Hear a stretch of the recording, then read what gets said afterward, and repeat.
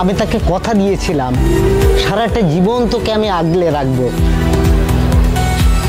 কিন্তু তুই কতটা সুখী হবে আমি জানি না মা। ঈশ্বর যেন আমার ভাগের সুখটা তোকেই ভাগ করে দেন।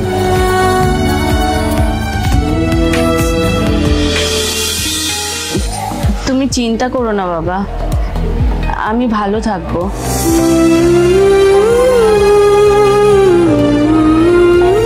তোমাদের দুজনকেই বলছি বাবা, আমি শহরে কাজকর্ম করে যে টাকা পয়সা জোগাড় করেছিলাম তা প্রায় সব শেষ।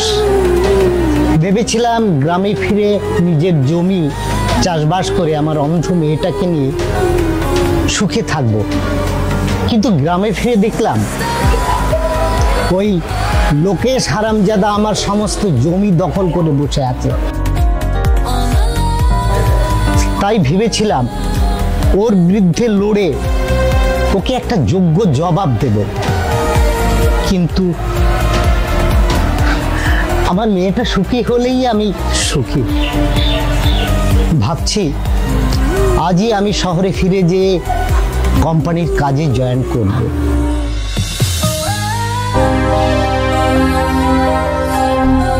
তুমি চলে যাবে বাবা? কিন্তু কেন? আমরা তো সবাই একসাথে থাকতে পারি। না রে মা, তোরা ভালো থাক। বাবা, তোমার কাছে আমার একটাই অনুরোধ, তুমি আমার মেয়েটাকে নিয়ে আমার বাড়িতেই থাকো বাবা। মা বাবা মারা যাওয়ার পর কাকু কাকিমার কাছে লাঠি ঝাঁটা খেয়ে বড় হয়েছে। ওই বাড়িতে আমার নিজের বলে কিছুই নেই। আমরা আপাতত আপনাদের বাড়িতেই থাকবো। চলো বাড়ি চলো।